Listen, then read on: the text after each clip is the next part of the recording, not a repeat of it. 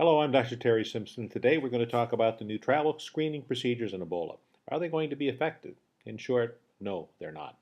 Titus Duncan, the Ebola patient who died recently in Dallas, would not have met the screening criteria and would not have been isolated because of it. Ebola goes through a period after contraction of the disease and before it becomes symptomatic where there is no fever. Those individuals will be able to travel through without any problem at all. However, once Ebola becomes symptomatic, it becomes highly contagious. This means the individuals who were in contact with Titus Duncan before he became ill shouldn't have a worry about them contracting Ebola, and currently they're all being screened. The United States has had a long history of screening people before coming into immigration places. The United States Public Health Service used to have nurses stationed at all of these places, and travelers who were sick were evaluated by them.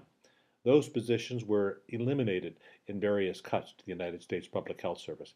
And not only Ebola is a concern, but there are other diseases which come in. Just a few statistics for you.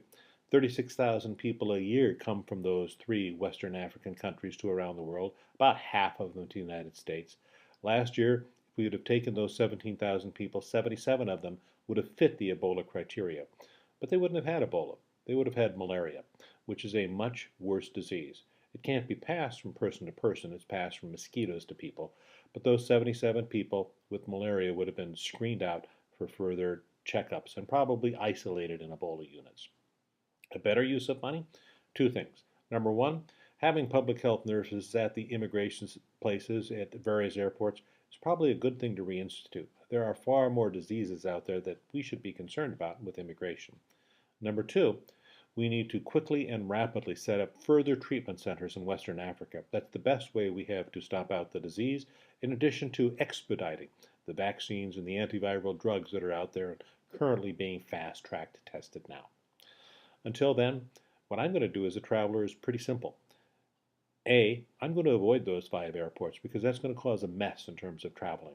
Instead, I'll be coming back to the United States through other airports such as Seattle or San Francisco or Dallas or Miami, or go through foreign cities where they allow you to go through U.S. immigration, such as in Toronto or in Dublin or Cork. Until then, please don't travel if you're sick. Being on an airplane and being sick is the worst place that you can be. The equipment that we have to take care of people there are just not that good. So if you're sick, don't travel. Buy travel insurance so that you can avoid that as a problem. Until then, I'm Dr. Terry Simpson. Good day.